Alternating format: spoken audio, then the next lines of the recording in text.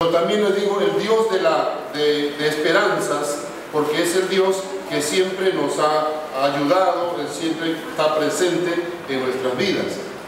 Y entonces recuerden, tenemos un ayuno, prepárese para eso y que podamos experimentar a ese Dios todopoderoso. Isaías 9:1 dice: mas no habrá siempre oscuridad para la que está ahora en angustia, tal como la aflicción que le vino en el tiempo que livianamente tocaron la primera vez a la tierra de Zabulón y a la tierra de Neftalí, pues al fin llenará de gloria el camino del mar, que a aquel lado del Jordán y en Galilea de los gentiles. Ese es un territorio. El pueblo que andaba en tinieblas vio gran luz, y los que moraban en tierra de sombra de muerte, luz resplandeció sobre ellos. Multiplicaste la gente y aumentaste la alegría. Se alegrarán delante de ti como se alegran en la siega, como se gozan cuando reparten despojos. Porque tú quebraste su pesado yugo y la vara de su hombro y el cetro de su opresor, como en el día de Madián. Porque todo calzado que lleva el guerrero en el tumulto de la batalla y todo manto revolcado en sangre serán quemados pasto del fuego. Porque un niño nos es nacido, hijo nos es dado, y el principado sobre su hombro, y se llamará su nombre admirable, consejero, Dios fuerte, Padre eterno, príncipe de paz. Lo dilatado de su imperio y la paz no tendrá límite sobre el trono de David y sobre su reino, disponiéndolo y confirmándolo en juicio y en justicia, desde ahora y para siempre. El celo del Jehová de los ejércitos hará esto. Amén. ¿Qué estamos viendo aquí? Es una profecía de Isaías. ¿Qué estaba pasando en aquel entonces? ¿Cuál es el contexto en que Isaías está hablando? Más o menos aquí era 732 años antes de Cristo. ¿Ya? Pongamos un poco de atención a esto. El contexto en que ellos estaban viviendo era 700 años antes de Cristo, y era un tiempo donde el dominio asirio, los asirios, habían invadido a Israel y habían dominado a Israel. Sí, habían dominado a Israel, entonces solo quedaba el pueblo hermano que era Judá, pero tomaron a Israel y lo dominaron completamente y lo esparcieron. Así que los israelitas tuvieron que irse. Ustedes saben que Israel se dividió en dos, ¿no? En Israel y Judá. Pero al pueblo de Israel lo esparcieron y huyendo tuvieron que mezclarse con otras naciones. Mientras que el pueblo de Judá se mantuvo allí, pero algo que pasó cuando Asiria tomó el control y dominó Israel, llegó a extender su territorio, y un extremo del imperio llegó hasta la parte de la población del territorio de Zabulón y Neftalí.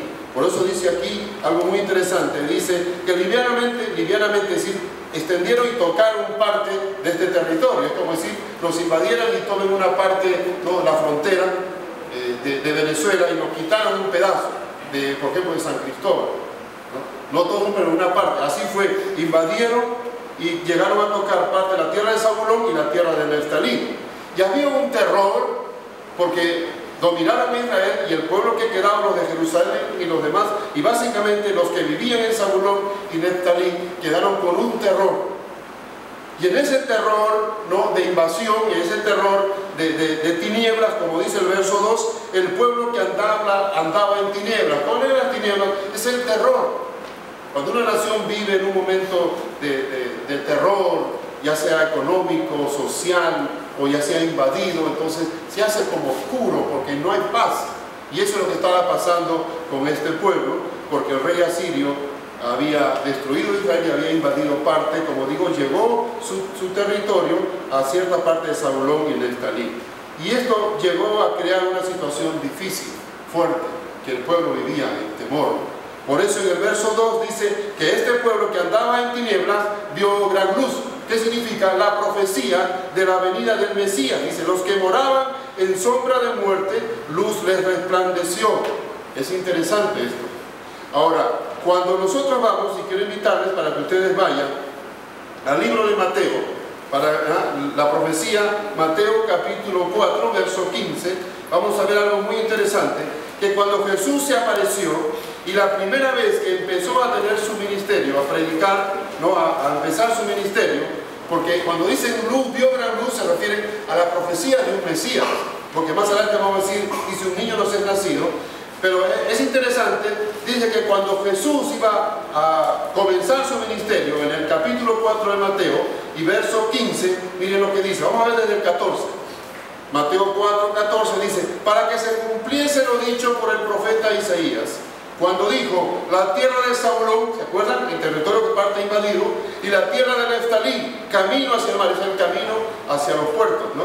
Al otro lado del Jordán, Galilea, los gentiles, el pueblo asentado en tinieblas vio gran luz, y los asentados en la región de sombra de muerte, los que vivían en esta región, luz les resplandeció. ¿Y a qué se refiere esa luz? Mire lo que dice el verso 17, desde entonces comenzó Jesús a predicar y a decir, arrepentidos y convertidos, porque el reino de los cielos se ha acercado.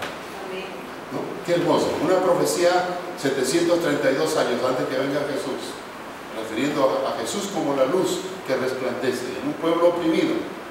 Ya en Mateo, cuando ya pasaron son 30 años, cuando Jesús se bautizó y empezó su ministerio a los 30 años, lo primero que hace él, va a predicar, a decir el primer mensaje, arrepentidos y convertidos, hace justamente este lugar en Zabulón y Neftalí, para decirles, como dice aquí, se cumple lo que dijo el profeta Isaías, los asentados en región de sombra de muerte, luz les resplandeció, por él esa luz, que Jesús estaba allí, como el Mesías, predicando él, diciendo, arrepentidos y convertidos, porque el reino de los cielos se ha acercado.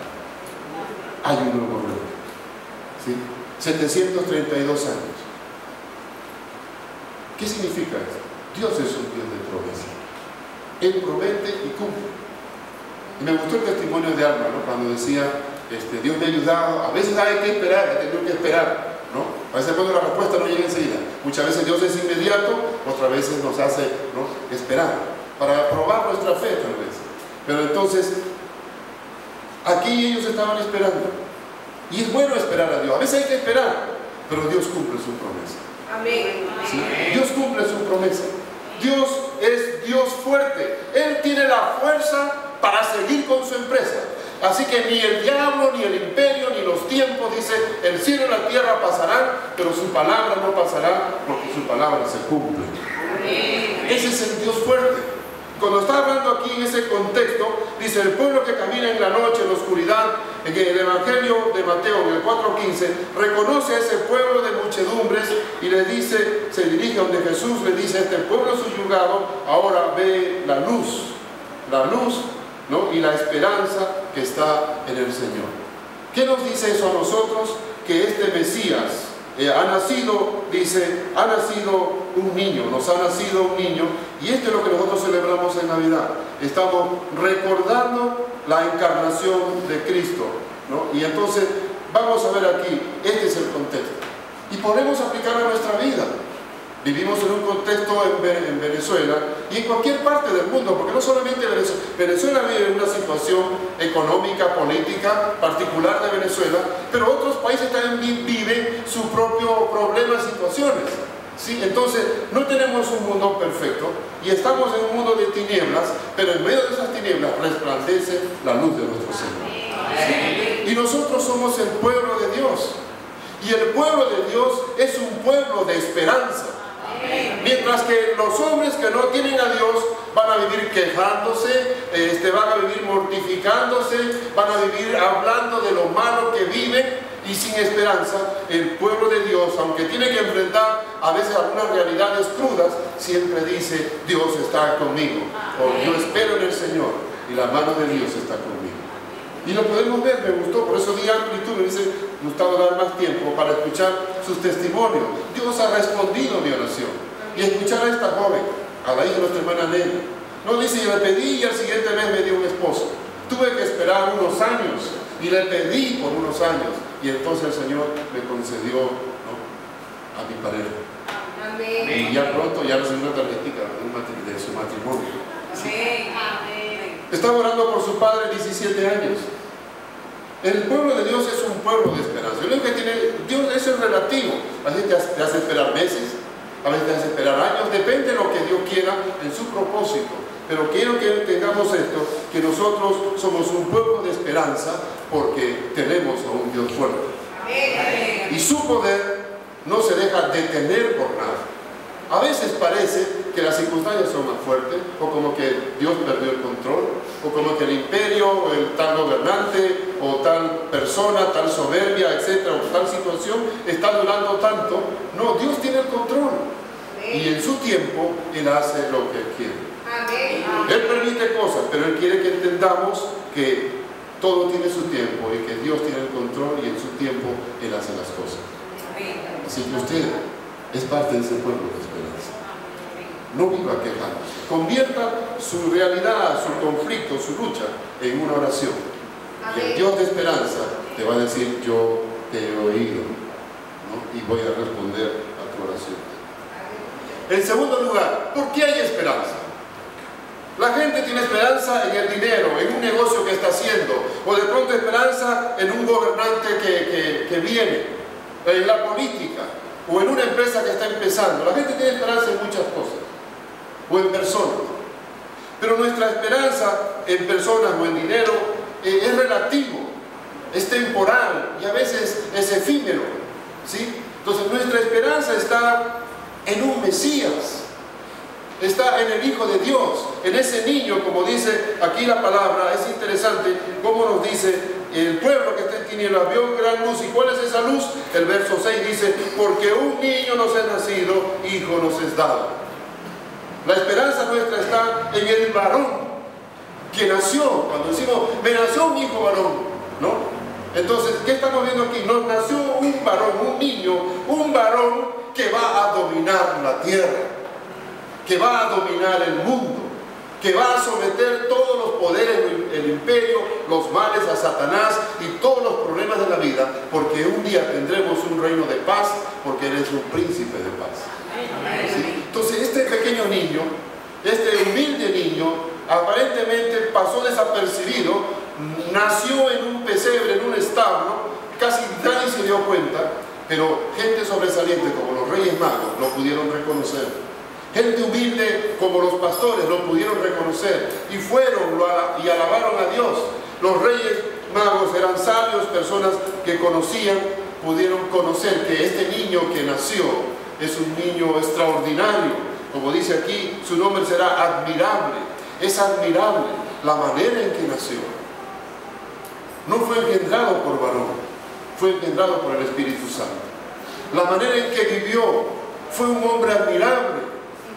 Fue sin pecado, fue perfecto, reveló el carácter de Dios, fue Dios mismo en carne humana. Esto nos sorprende. ¿Saben lo que es encerrar el mar en una jarra? Es difícil, es imposible.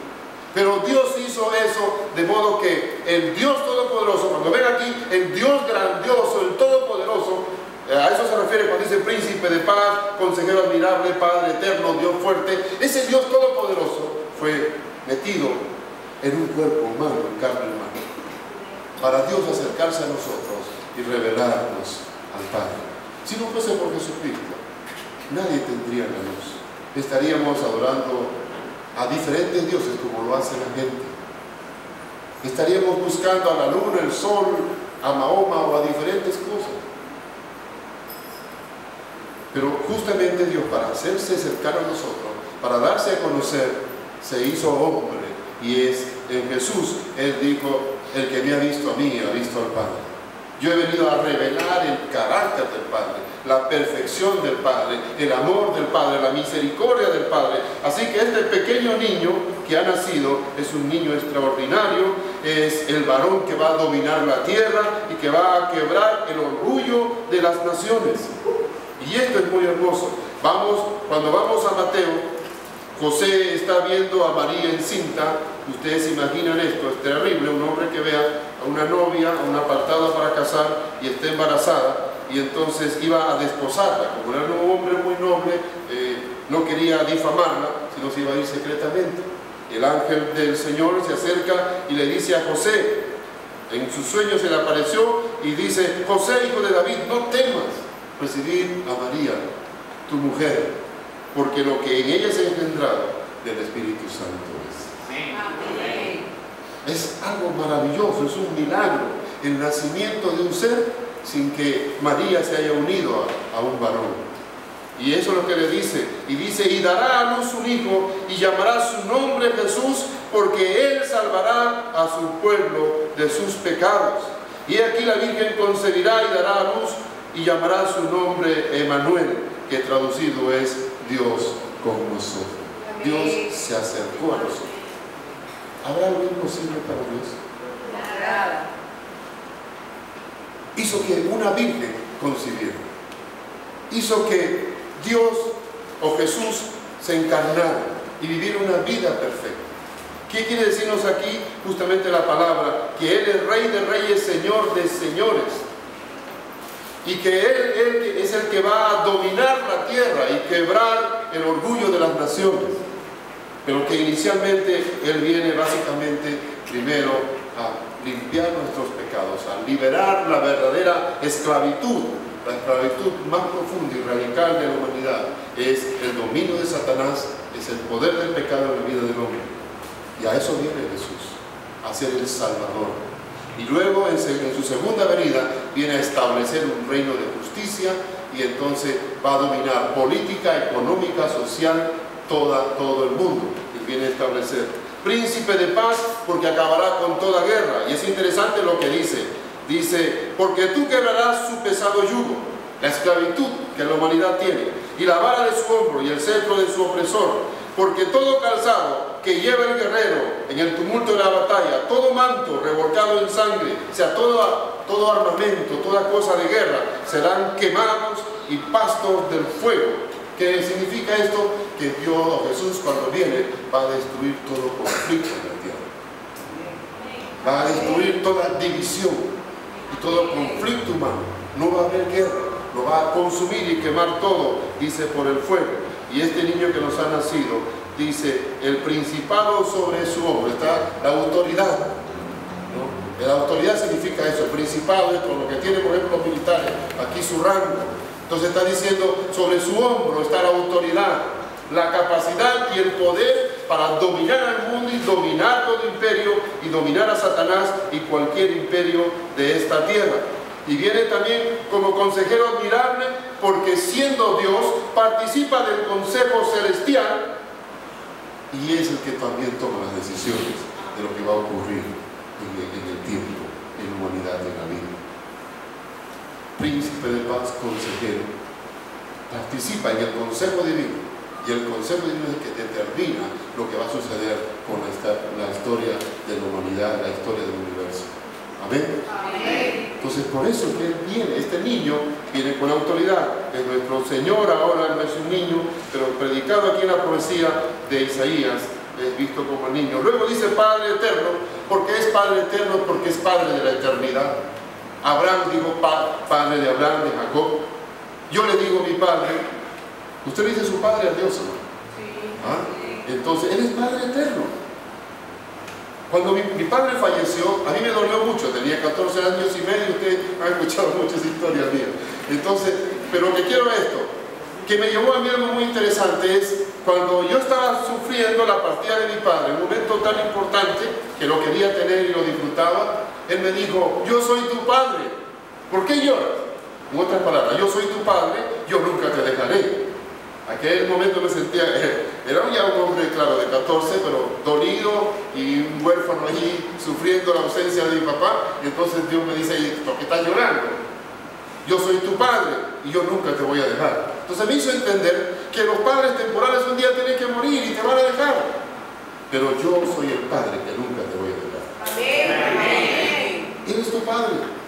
Fue de Jacob, fue de Abraham, fue de David. Y Él puede decir también es mi Padre. Si el Señor no viene y morimos nosotros, nuestros hijos en el camino del Señor van a decir también es mi Padre.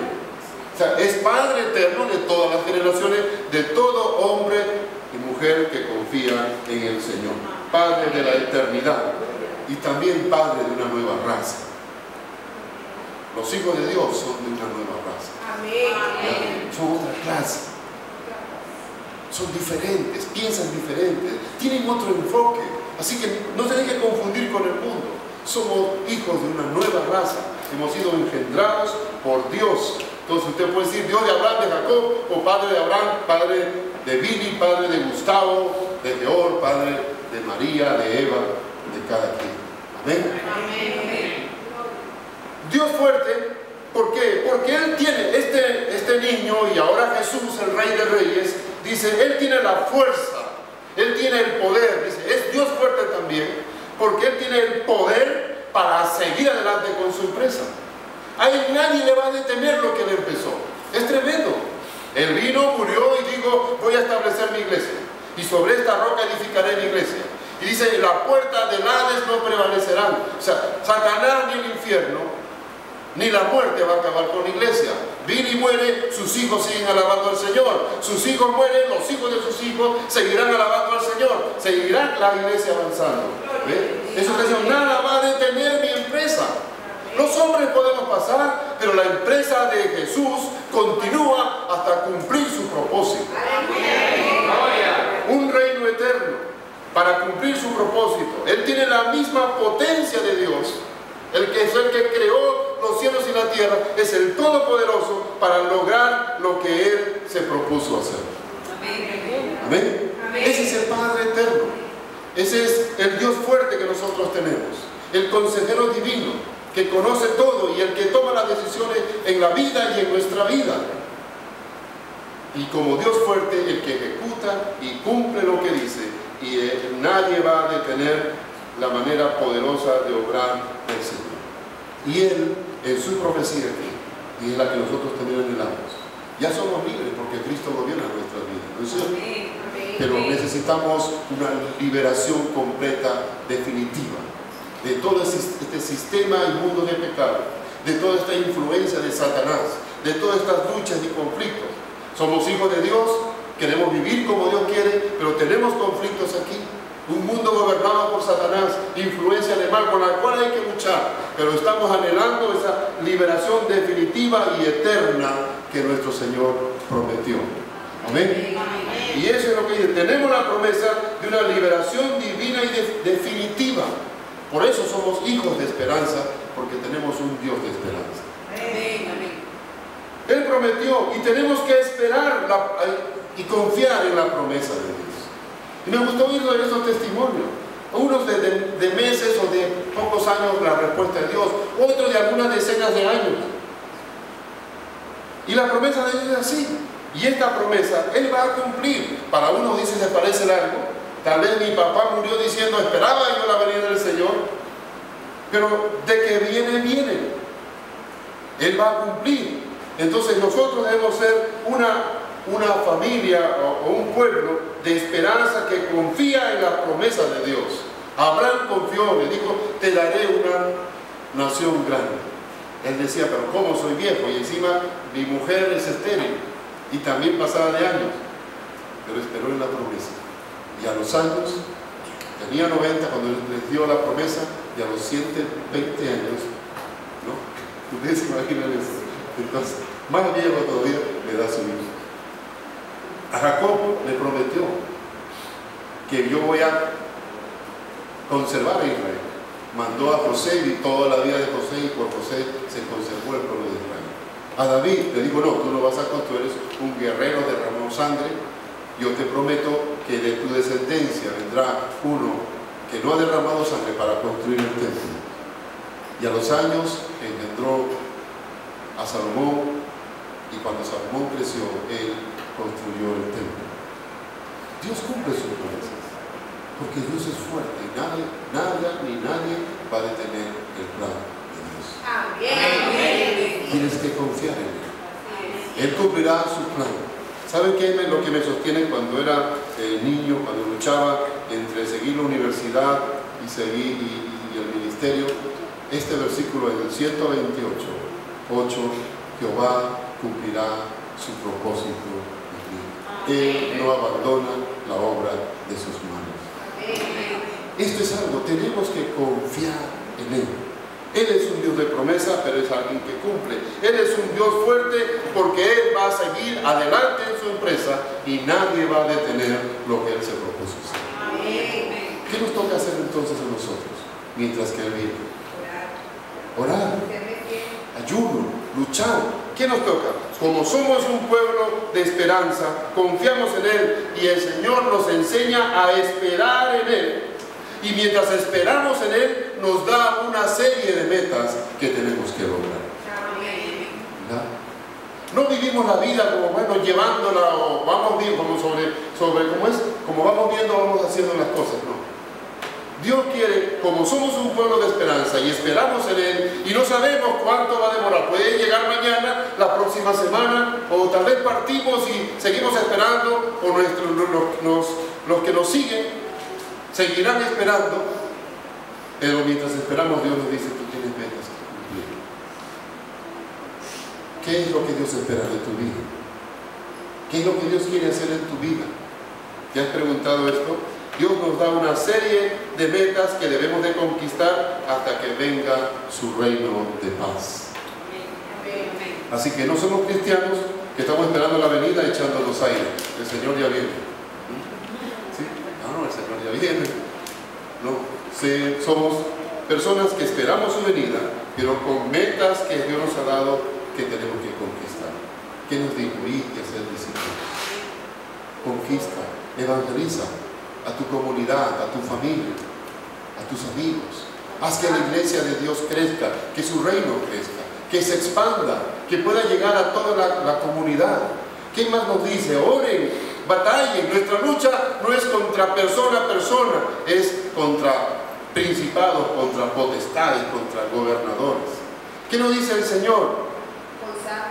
Que nos consagremos a Él. Dios nos ha establecido metas mientras esperamos su venida. Amén. Amén. Y Él va a cumplir su propósito en nosotros. Así que este niño ya ahora es todo un hombre y está sentado a la diestra del Padre. ¿Sí? Y viene pronto a someter todo y establecer un reino de justicia, una liberación definitiva y eterna. Pero mientras viene, tenemos metas que cumplir. Amén. Así que tome el reto, diga, ¿qué metas pide Dios de mí? Dios me dio don para trabajar con los niños. ¿Qué metas quiere Dios que alcance en este año que viene? Dios me puso aquí a trabajar con los jóvenes. ¿Qué quiere Dios que haga? No que mantenga una rutina, no, ¿qué desafíos puedo tomar? Eso es lo que quiero que pensemos. No, bueno, vamos a seguir con el programa, no. El programa sigue, pero tenemos que trazar una meta. ¿Qué quiere Dios que haga para conquistar a más niños, para alcanzar a más jóvenes, para alcanzar a adultos, para influenciar en mi comunidad, en mi sociedad, en alrededor de nuestra iglesia, o para hacer avanzar la iglesia? ¿Qué límites Dios, qué planes Dios tiene para nosotros? Amén. Amén. En estos días de ayuno, 3 días de ayuno, vamos a orar por eso. Y vamos a pedirle, Dios, danos tú el plan que tú tienes para este año. Vamos a trabajar, ¿sí? Siempre cada año estamos, pero yo mismo me siento un poco preocupado. Hemos pasado varios años esperando esto, pero tenemos que ahora sí, mire, cumplir esto. Primero vamos a orar, buscar bien al Señor y decir, esperamos en Él, pero no esperamos echándonos ahí, sino trazándonos metas, cosas que alcanzar y conquistar para este reino de paz. ¿Sí? Los de evangelismo, ¿cómo quiere Dios que evangelicemos ahora? ¿Cómo vamos a evangelizar, alcanzar a hombres? Yo estoy pensando, me preocupa, no tenemos muchos hombres. ¿Cómo vamos a alcanzar a hombres? Vamos a tener que visitar a sus empresas, a sus casas. Tenemos que ver cómo vamos a alcanzar a más niños, a más jóvenes, ¿no? Y cada quien, a adultos de diferentes formas que tenemos que hacer. Pero no lo hagamos en nuestro deseo, que nos tomamos a veces un impulso y luego bajamos, sino pidámosle al Señor para que Él ponga el querer como el hacer por su buena voluntad. Amén. Así que prepárese para el 2015 y recuerde, tenemos ayuno para buscar al Señor. Tenemos un príncipe de paz, un Padre eterno, que fue de Abraham y Isaac y es nuestro Padre, y es por la eternidad. Tenemos un consejero admirable, el consejo divino para guiar nuestras vidas, y sobre todo un Dios fuerte, que lo que Él se ha decidido, lo que Él ha planificado, Él tiene la fuerza para llevar adelante su empresa. Y si estamos unidos a Él, nada nos va a detener. Amén. Porque Dios es fuerte. Nuestro Jesús, nuestro Salvador, es Dios fuerte. Vamos a orar. Tome un tiempo ahora para decirle: Dios, gracias, porque has sido fiel conmigo. Jesús, eres mi Salvador, pero eres admirable. Viviste una vida admirable, viniste a este mundo de manera admirable. Quiero seguir tu ejemplo. Eres consejero divino. Que tu consejo divino pueda guiar nuestras vidas. Eres Padre eterno, eres mi Padre. Mi Padre temporal puede vivir y partir de esta tierra, pero tú eres mi Padre eterno. Eres el príncipe de paz. Luchamos en este mundo y pedimos que venga tu reino, Señor, pero vivimos con la esperanza de un reinado definitivo y eterno tuyo en esta tierra. Y sobre todo, Dios, adoramos que tú eres un Dios fuerte. Oh Jesús, eres Dios fuerte. La misma potencia divina está en ti para cumplir con tu empresa. Y oramos para que la Iglesia Bíblica del Este pueda cumplir tu empresa de ir y hacer discípulos, de crecer, de ganar a otros, de bautizar y desarrollar vidas. Y que nosotros sigamos creciendo y nuestros dones y nuestras vidas con este Dios fuerte continúen en adelante. Perdónanos nuestra negligencia, el tiempo que descuidamos, que gastamos. Queremos invertir mejor nuestras vidas. Ayúdanos, oh Señor. Solo tú nos conoces el anhelo de nuestro corazón. O si hay falta de fuerza, danos tu fuerza, porque tú eres Dios fuerte y nada te detiene en tu empresa. Nosotros también, como súbditos de tu reino, llévanos a cumplir tus propósitos. Nos des el poder y la fuerza, porque tú moras en nosotros. Bendice a la Iglesia Bíblica del Este. Bendice a nuestra junta directiva. Bendice a nuestros líderes de ministerio. Bendice a nuestros obreros que trabajan en los diferentes ministerios. Bendice a toda nuestra iglesia. A los que están aquí con nosotros, que tu amor nos envuelva, que tu poder nos rete y que este mensaje esté siempre en nuestros corazones, para que nos impulse a siempre confiar en este Dios de esperanza, en este Dios que cumple sus promesas, en quien conquistamos, no porque confiemos en nuestra fuerza o en el dinero o en alguna esperanza económica o política, es porque confiamos en el Dios fuerte y todopoderoso. Deja que Él tome el control y te haga fuerte y victorioso. Únete a Él y nada te va a detener. Que su poder se perfeccione en nuestras debilidades. Dios nos bendiga a todos.